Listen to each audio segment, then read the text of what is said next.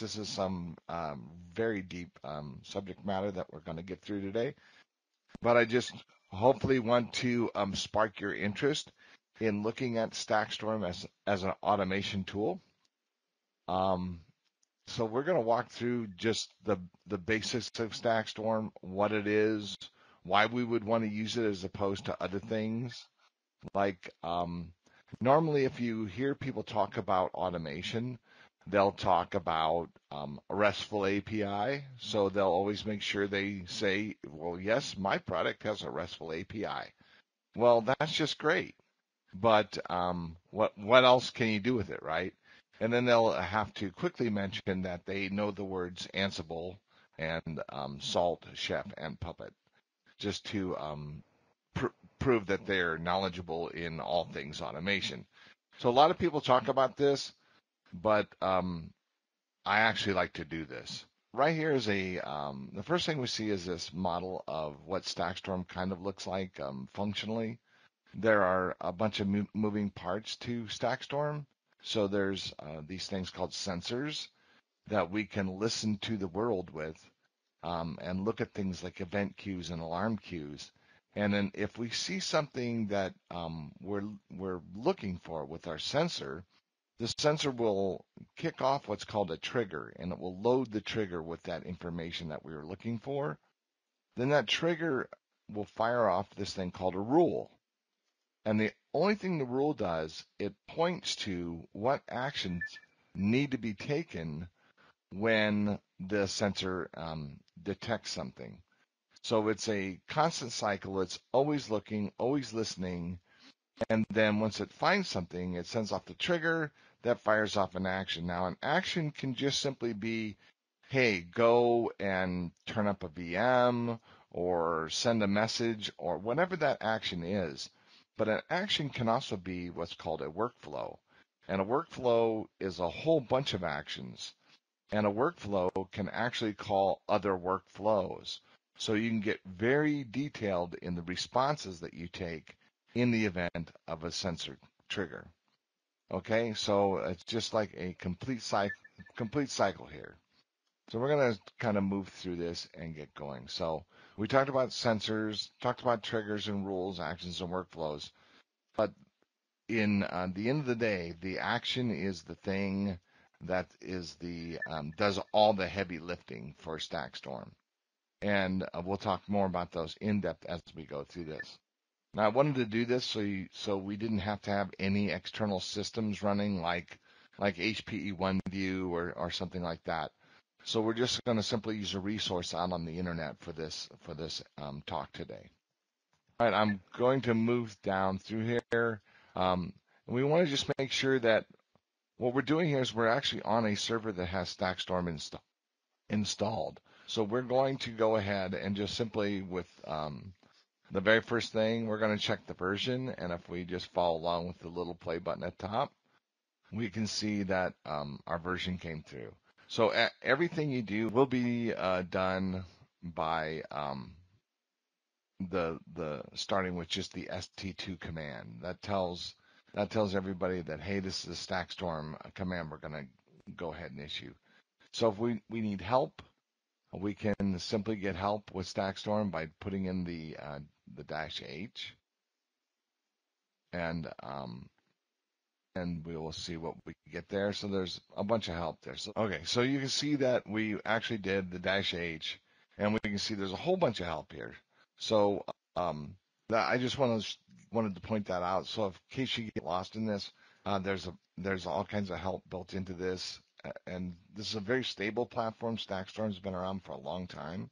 It was just released to the Linux community by I believe, and they since turned it over to the Linux community as an open source project. So hopefully that'll get this thing off the ground a little bit more.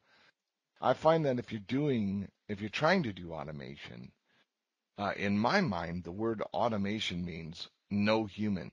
So we try to work the human factor out of all of our automation. And I find that with using Stackstorm and its built-in sensors, that I can do things in an automated fashion that doesn't involve a human sitting down and running a script. Okay, going down to the next thing, we're going to go ahead and log into our Stackstorm. So that's going to be ST2 login. So we log into ST2 admin, and that just tells us, and I'm hoping this is great. So you should see you didn't use the -- right password. That's what you would expect to see. You have successfully logged in. The next thing you want to do I kind of like to verify that, yeah, I really did. I see this message.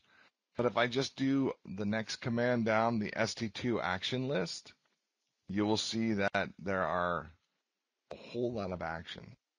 And like I said, the actions are the heavy lifting of Stackstorm. Now, Stackstorm has these things called integration packs, and we'll talk more about that later. But one of the ones that it ships with is the core pack. So these are a bunch of core functions that do a lot, are actions that do a lot of things. And there's a bunch of Linux actions in there as well. So just about anything you can do on a Linux command line, there's a Stackstorm action for that. So you can do those commands remote or locally, it doesn't matter. So as we go through this, we'll start seeing the layers and layers that we start getting into with Stackstorm. But this just lets us see that we have these actions, and that just let us know that we're good to go. And the next thing down, we can narrow down our search for whatever actions we're looking for, because if we install a lot of stuff, we may have hundreds and hundreds of actions. So we'll just use the -p flag, and we can just narrow it down just to the pack that we're looking for. So in this particular instance, we did the -p and the core pack. So these are some of the core things we can do. All right. So when we look at triggers, actions, so we can use the same syntax. We can do ST2 sensor list as well. We can look for sensors that we have, that are included in this. You'll see a list of them, and we can just kind of go down through them all. So if you want to just do the sensor list, you can see that there's a few sensors in there. There's a Linux file watch sensor that you can actually watch a sensor, and you can actually watch a Linux file, and if the Linux file changes, that would kick off the sensor and load the trigger. So you could look for people changing files in your Linux system and notify people when that happens. Go down to the rule list next. We can see that there's some rules in here. And then finally, we can actually look at some triggers as well. And this is command line stuff here. I apologize. So there's a couple of things that goes on with Stackstorm. You can consume Stackstorm and use a lot of the pre-built functions, and you may want to do that in the GUI side of Stackstorm. There is a GUI interface, but I need to show you how this all works from a command line perspective first. So we're going to dive down into this a little deeper. Let's go ahead.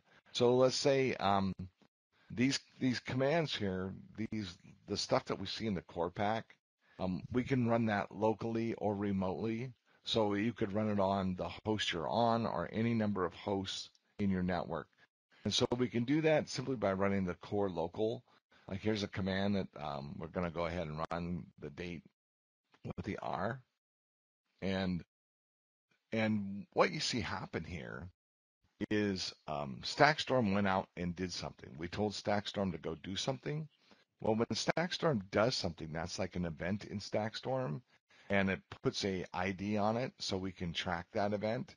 And it comes back and it tells us this information, that it was successful, it did what it did, and these are the things it returned. So we can use some of this information later to actually debug what's going on in Stackstorm. When we start writing some very complex workflows, there's a lot of great information in this return information that we can look for. Okay, so the next thing we can see is we can get a list of those events, those executions, by doing this thing called the ST2 Execution list. Now, now that we've done that, all these numbers are unique. So they're brand new. They just happened. There's a ton of them, right? But we may have a lot of them from a lot of people online, but any one of these things, if you wanted to know what happened, so let's say that one of these things failed. If we wanted to know why it failed, we can use this command called ST2 Execution get, and then all we'd have to do is copy and paste that ID string. And because it's unique to what we've got going on, we'd have to just copy one of these, and we would use not the XT2. I think we, the ST. We can just put in there ST2 Action, ST2 Execution. I'm sorry, it's an execution. ST2 Execution. Oh, that's pretty cool. Execution, and then we're going to say get, the word get. And then when we say get there, we will, is that actually one of the, I think your execution, your ID is a little wonky there. You wants to start with a 5F. So just copy that bottom one. Copy and pasting is a little bit difficult, and I think you have to, it's a bit tricky. Yeah, I covered a little bit later, but I don't think, there you go. Now you got it. So now when we run that, we can actually get that information back. So if we had a workflow that had like several things in it and one of the things failed, we can go get that very specific execution and we can see why. So always keep that in your back pocket as a troubleshooting tool. That'll get you. It'll be a lot easier not in a Python notebook, but I just wanted you to know that you can get those. Okay, so let's see. So let's see.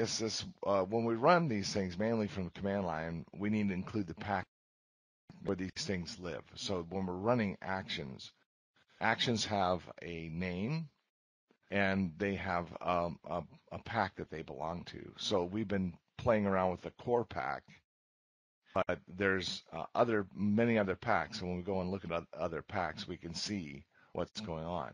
So we want to go ahead and we want to run this command, but we want to run this, but we want to know what sort of parameters it takes, because a Stackstorm action may depend on you passing it an array of something or passing it some other type of information.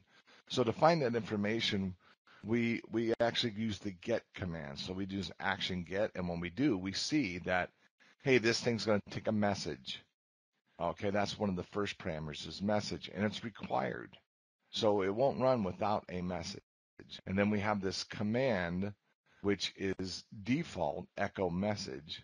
So we really don't need the command in there. And then the kwargop and sudo and all that stuff, we don't have to add that. So the only thing that we have to send to this particular action is the message. So let's go ahead and look at the message in the next cell. And when we run it, it actually succeeded. It did what it was supposed to do. We said, here is a core echo command. I just want you to echo. Very simple stuff here, but we're just going to slowly keep building upon this as we go down. So this is just a message that if you had some sort of automation, you could pop this up in the standard out. So the next thing we're going to do is look at something a little more handy, like this command, so we can actually start running Linux commands on things. So we do that here, and we see the output there. So this is starting to do some more useful things instead of just echoing things. We're actually running Linux commands. So this could be any command you want to run.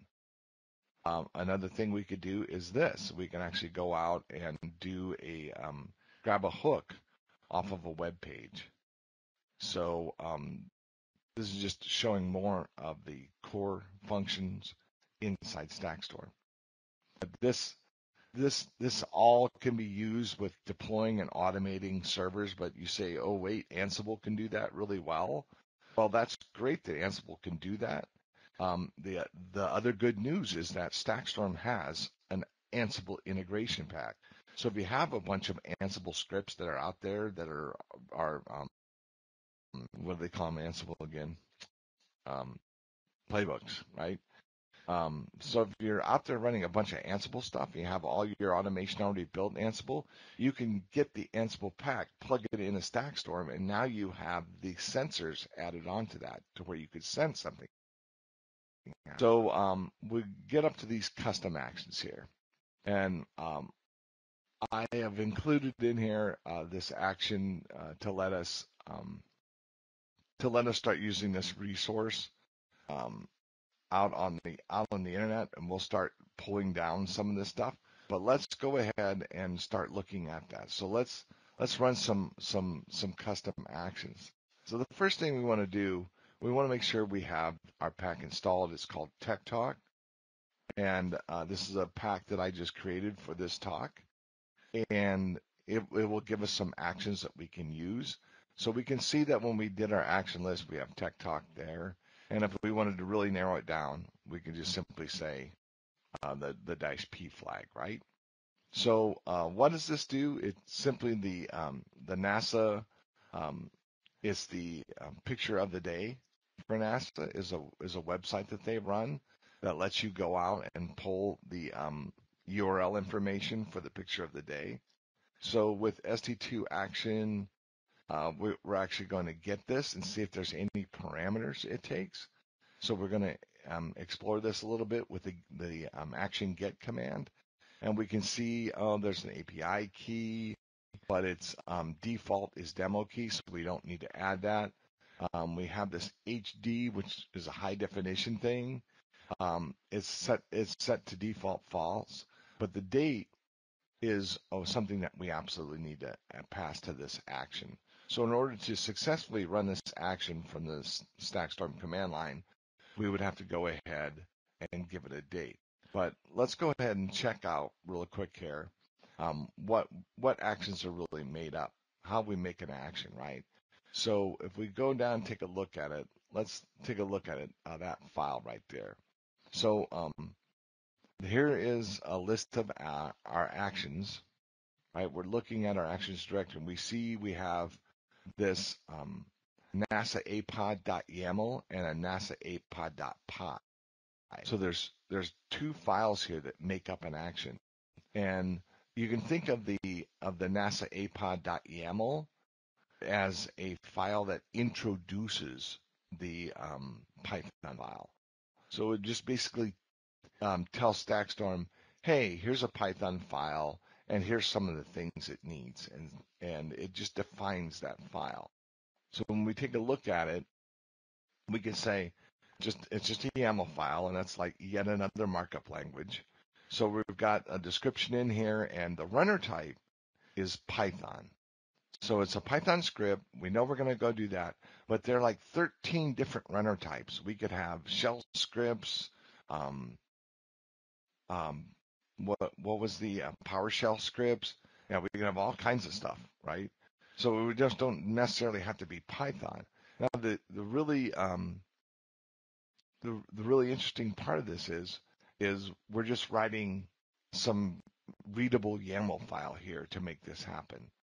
So we're just basically setting this up, and this is the information that Stackstorm uses when we do an action get. It reads this file so we know what to give the YAML file.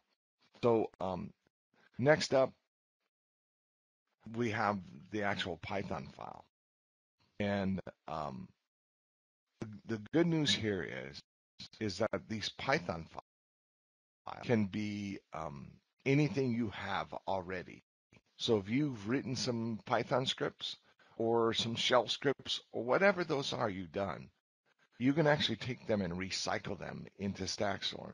And the only thing we've done here is we've added this Python script into a class. And what that lets us do, it lets us, in the case we have to authenticate to something, it lets us have this ability to pull in a base action that does the authentication for us. Here we're not doing any of this authenticating, so we're not going to have to build any custom base actions. We're just simply going to pull this right out of the ST2 common runners. We're just going to import the class action, and we're going to build this class using that. So this is how we go out, we talk to this website. Now you see we have to have the date. We pull the date down. We actually do the request using the API URL. So we can go out and grab that. And when we go ahead and run this, we actually see that it went on to NASA and it did this and it got us this URL. So we take that URL and paste that in like Google, boom. So that was the whole thing this action does for us. It just simply goes out and gets this, right? So that's all good, right? So now we have an action that actually does something, but maybe we want to do something a little bit more with that, a little bit more automation. So to make that happen, we would have to start building these things called workflows. And a workflow is just nothing but a series of actions or a series of workflows calling series of actions. Okay.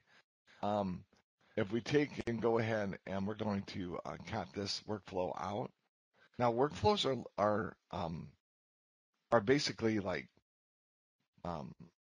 can be considered like in the action family, but workflows, they have a YAML file that kind of introduces them, that this is the YAML file we're looking at. And they also have, for the actual workflow itself, it's not a Python script. It's just another YAML file. So when we get to getting to the workflows, we're just creating these YAML files. So we're just saying, I've got a whole bunch of actions that we know that there's some sort of scripting behind the actions. There's either shell scripting or Python scripting, and these actions can run and do things. But if I create this thing called a workflow, I can basically orchestrate exactly what actions I want to run and what behavior I want them to have as they run. I could bifurcate the workflows and do parallel processing and come back together again. So it can get very complex. So before we get there, though, we got to kind of walk before we run. So this is the workflow for what we want to do. So I just picked some really simple things here for our workflow. So the workflow is just set up. It has these tasks, and each task gets executed in order. So the first task will come up, and we're going to just run our little script here, our action to go out and get the picture of the day from NASA. And we're going to do that in a somewhat automated fashion by just picking the date now. So we'll derive the input for the action because we know the action from earlier. We know that action takes a date.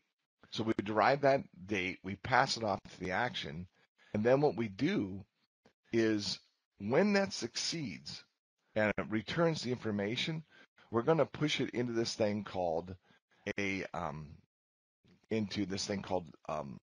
context, and that's where we use this publish. So when that first action succeeds, we say good, great. Take the results that we have, and we're going to publish them in a variable called apod. And then the next thing we're going to go do echo results. And then we drop down the echo results task. Now this could be any task or any workflow, but we're going to run an action here, and we're going to just echo the message that we got. And we echo this back out, and when we succeeded doing that echo, we're going to drop down to do uname. And then uname is just going to run a local action, and it's going to run core local and tell us what kind of Linux it is. So that's really what's going on here.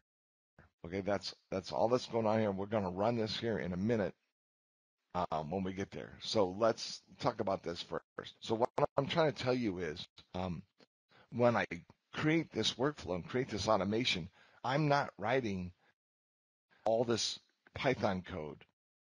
I'm just consuming all the stuff that's made available to us. Okay, so if we start looking at Stackstorm, there's a whole body of work out there that's already available for us to consume and just simply add into our actions. And we can do that by just going out and saying ST2 Pack install.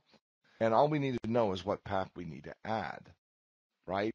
So, um,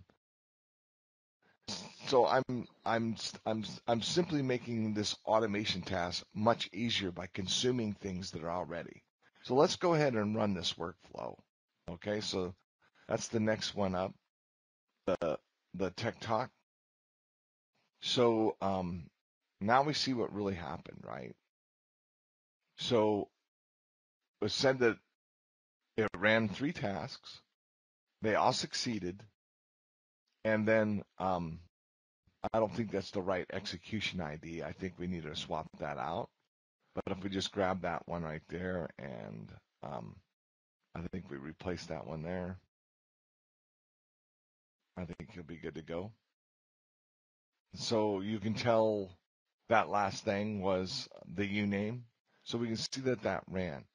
So this is, if you have these complex workflows in Stackstorm, you're going to go down through these, and you'll see success, and then it will be failure, right? So you can go down and look at these, and whichever one failed, you simply copy this execution ID, and you go out and you can find out why. And Stackstorm's really great at telling you all this stuff, right? I should run for you right there. That was the last one we got, right? So if we simply replace that with the first execution ID, you would actually see the output of the picture of the day, right? And this is kind of what I use as a debugging tool for Stackstorm.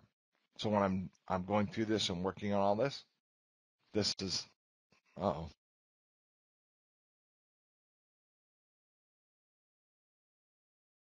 I hope you're still with me. Okay, there you go. And then we're back to picture of today. Okay, very cool. So we're seeing here is we're seeing Stackstorm do some stuff for us, right? So what are some of the things that we could do with this? So um, let's go take a look at the exchange. And until I saw this, I wasn't really that excited about this because all I thought was, well, I'm going to have to write a bunch of code to actually integrate into other things. No problem. I like writing code. I'll just be quiet and I'll go in my corner and I'll write some code. Well, once I started diving into Stackstorm and I realized there was this thing called the exchange, and I started looking at all the different things that are out here. There's Azure, there's AWS, there's there's checkpoint firewalls. It just goes on and on. And as you're looking at this in the exchange, we can say, hey, hold on a second. Let's take a look at one of these. Let's just pick cohesity, right? And right there in the to the right of it is some symbols. But if you click on the middle one, it'll take you to the GitHub repo for that action pack. And then what I do is I kind of go over and I just kind of click on actions. So I'll just click on the actions thing and I'll look to see how many actions they have, right? And so if they've got there's not a whole lot of actions here for cohesity, but this is a start. And if you look, let's go back to that real quick. Uh, doesn't matter any one of them. So if you click in actions, there's going to be this little directory called lib, right? Well, in that lib, you'll find these other Python scripts, and these are the actions we use to authenticate to these different systems. Let's see here. I want to find one that, yeah, I think any one of those will work. Yeah, I'm not familiar with this pack, but that's all right. But this is, I wanted to show how we did this. Go ahead and pick another pack here. There's a Twitter pack if you can find the Twitter pack. It's one. Go. That'll be down in the T's there. There you go. Just search for it. There you go. Now let's look at the actions here. So this is one that I tore apart the other day.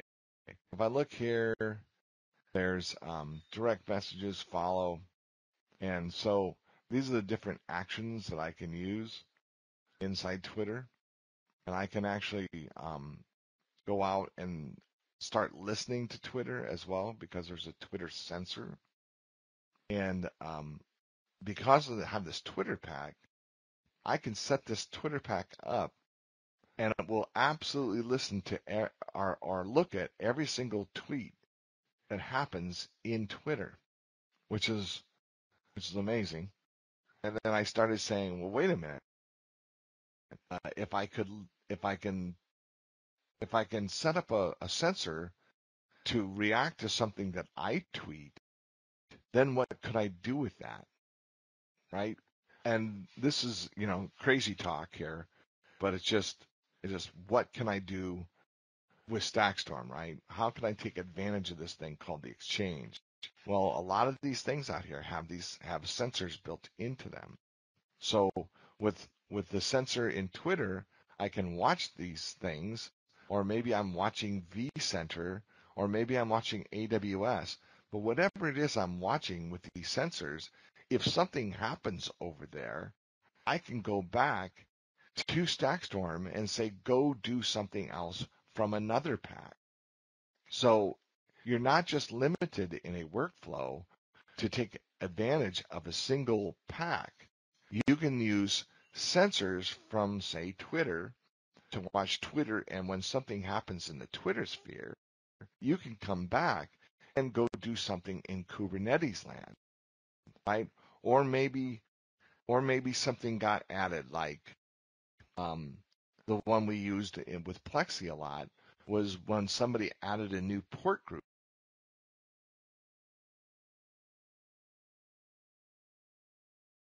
When somebody added a new port group inside of um, vSphere, Plexi sensor would hear that happen, that event happen, and Plexis would go build a VLAN inside the network.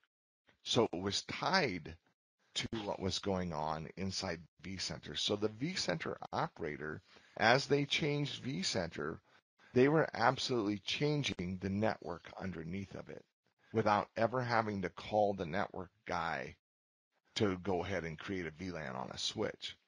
So this is just starting to pull back the covers. The power of Stack is that something can happen somewhere. I can see that happen, and without ringing anybody's phone or anything else, I can simply go take an action to remediate whatever needs done. That's the power of Stackstorm. It doesn't take a person to do that, right? Okay, so let's talk about this a little bit more. Okay, so hopefully I pieced that together enough that you starting to get a little bit of an understanding of some of the power of that. There's a question Absolutely. from Danielle saying, would you please cover the HPE ICSCP Yeah. inside Yeah. Exchange? That was on the exchange. Oh, Yeah. So you can go out on the exchange and let me just walk through that a little bit. And I will look at that for you. Some of these things you're just going to have to go in and explore, right? And that's one of the fun parts about this is I get to go find who's done what. But I did notice that one the other day when I was looking through here. I was hoping there'd be that's the more. one. Hmm. Here it is. And if we look at that, the first thing I kind of go down to is the bottom of it. And then I can see this is Insight Control Provisioning Integration Pack, right? So it's going to take me some information like host, user, password, and this is a file that's called it's in the configs directory. So if we look at Stackstorm, when we start doing this authentication and other things, we'll have a little file in our pack that we have to add to the configs, and that basically tells us the password, the username, and all that stuff. And yeah, we can secure it as well. But once we get all that in there, we can run down, we can take off and do some stuff. Now at the bottom, you'll see a bunch of actions that will tell us what some of the stuff does. But for me, I just go right up to the top and I go to the actions directory and I open that up. And what we see in there is a bunch of stuff. We see a lot of things that has the same name, right? So we see uh,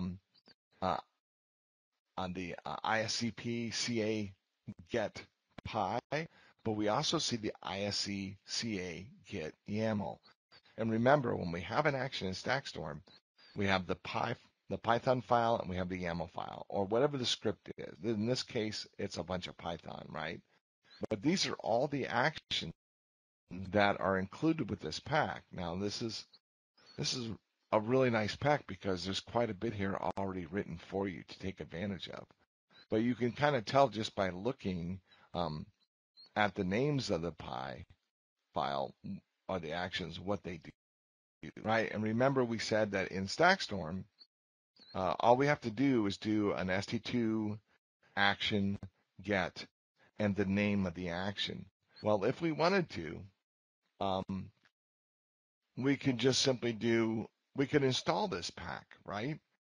And all we have to do to install this pack into our Stackstorm server is just simply say ST2 pack install and the name of this pack.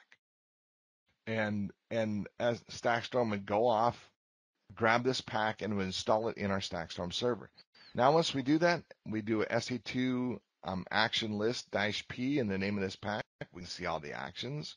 And then if we want to dive further into each one, we can do an ST2 action get, and we can open it up, and we can see all of the parameters that action takes. And so we can actually take, and we did this in our own Stackstorm notebook today. We ran a workflow that did those three things. Well, the first workflow took the date to get the picture, but when we went to the second action, we were actually echoing the information that we got from the first action. So as actions go through, you can take the output of one action and feed it into other actions or other workflows. So you just simply would have to dive into this using explore this pack just by using that ST2 action get command, and you can dive down through every one of those actions. But this is still valid. I guarantee you build a Stackstorm server, load this pack, point it where you want to point it, and you will be able to take advantage of every single action in this pack as it is right now. So, like I said, once I saw this, I was amazed. I said, I don't have to write all this. And one of the biggest things that I come up against is people always say, "Hey, do you have um, um, integration into ServiceNow?" Because they want to have something that's monitoring something or looking at something, and and and if it sees something happen, they want to open up a ServiceNow trouble ticket. So I went in my last uh, pre-sales gig I was in. I was selling this thing called IMC, which was Intelligent Management Center, and it does not have native Stackstorm integration. And people were kept asking me for this. So IMC has its own RESTful API. So I wrote a bunch of Python code to interact with that. And then I had to write a bunch of Python code to shove the output of that up to ServiceNow. But with Stackstorm, ServiceNow pack's already there. So I don't have to write that stuff, right? So all I needed to do was be able to get the information out of IMC and be able to shovel it up using the Stackstorm pack. So any of these packs you see on the exchange, you can take something from one and feed it into the other. Like let's say I had an Aruba CX network and a bunch of CX switches.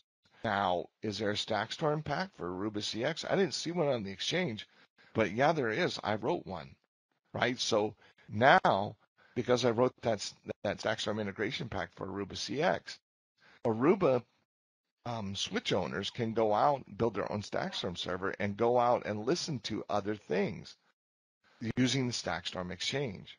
I just finished writing a Stackstorm integration pack for OneView. So yeah, so that's pretty much it. So one thing I said I promised that we do before we got to the end of this is show you the there is a GUI. I don't know if you're able to log into it. So now we're inside the GUI. Now this is going to look a lot different than the command line, but believe me, we're getting a lot of the same stuff. So you can see here, this is a history of what's going on in Stackstorm. So all these APOD workflows, we can tell they're workflows because they got that little bifurcation symbol in front of them. But if we click that little thing, the little arrow there you're on, just click that, then we can go down and see what actually happened. And we can actually see, oh, did they succeed or did they die? So this is another way to get into troubleshooting your workflows and actions. And for me, to do the troubleshooting of my workflows, this is much easier. So I can see if it succeeded, I can see if it failed, I can drill down into every single one of the actions in the workflows, look at the output of every action. So this really lets me tear into this. So now, if we look at the top, we're on the history button at the top. So there's also an actions button as well at the top. So you can, not that one, the one above that. So boom. So now I'm on actions here. So now I'm saying these are all the things that are loaded that have actions. So yeah, we have one called TechTalk. We could click on that one and we could see our action. So there's our action to do picture of the day. It tells us what we have to do. It says it succeeded, right? So we're able to do this in more of a graphical fashion. Maybe that didn't get the date put into it. Maybe you have to type the date in somewhere in there. API key default login for date. Yeah. So just put yeah, you got it. Any date will work. And now run that. And you show your execution. Now you can see the output over here. And it actually did what it was supposed to do. So this makes it a lot easier when you're trying to debug the stuff you're putting together.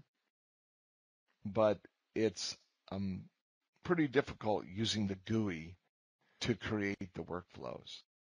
So those I would do in something like, an editor like Atom or like VS Code.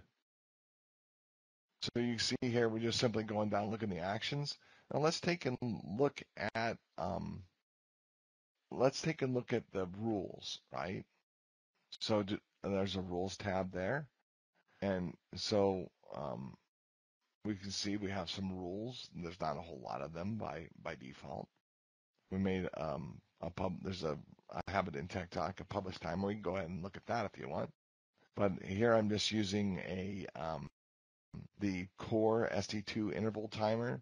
So every 60 seconds, I can say go out and do something. Kind of like a cron job, but that's just something that's part of Stackstorm. And then we can also go across the top, look at packs, triggers, and we can see all the moving parts here in our Stackstorm installation. There's a whole bunch of built-in triggers as well. So this is the GUI. For me, I just can't do it all from the GUI. So when I get into to actually stitching the workflows together, I'll do that in the command line side in the terminal. And then when I run them, I'll run them from the GUI side so I can see the executions happening here. this is Stackstorm in a nutshell. And